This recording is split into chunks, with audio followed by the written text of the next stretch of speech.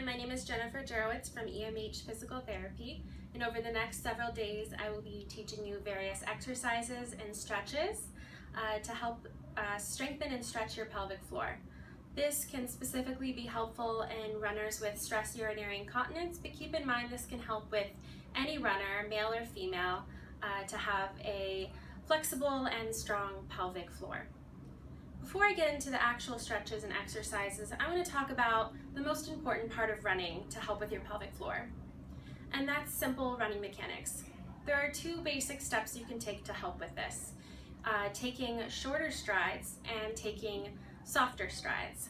By taking shorter strides, what we do is we decrease the pressure on all of our joints, including our pelvic floor. So that pounding that you get from the ground pushing upwards on your heels decreases, because when you take shorter strides, your body shifts from a heel strike position to more of a midfoot and forefoot position.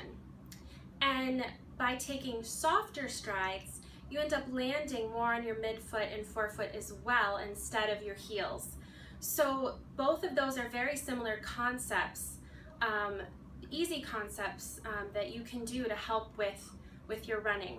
There's actually an application out there, Spotify, as many of you know of Spotify, and you can run to their running app and the app will detect your beats per minute.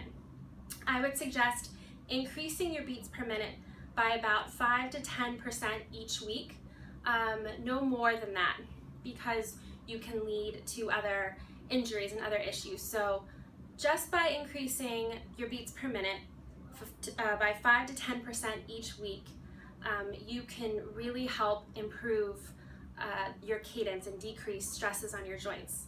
Now let's talk specifically about the pelvic floor in more detail. There are also a couple of other tips that you can do if you're having that stress urinary incontinence, which is, again, that leaking when you're running. Try running uphill first.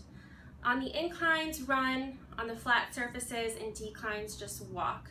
What this does is it helps activate the muscles around your urethra, around the front of the pelvic floor, by again putting you from that backward heel strike position to more of a forefoot and midfoot position. Also, when you're running downhill, try staying more upright. A lot of us tend to lean back when we're running downhill. That puts a lot of pressure on the bladder, a lot of pressure on your ankles, knees, hips, and low back. So again, two easy tips: run uphill, and when you're running downhill, stay upright. So these are some helpful tips for running mechanics. Keep that in mind when you go on your run today or tomorrow, and stay tuned for the rest of the week for our stretches and exercises.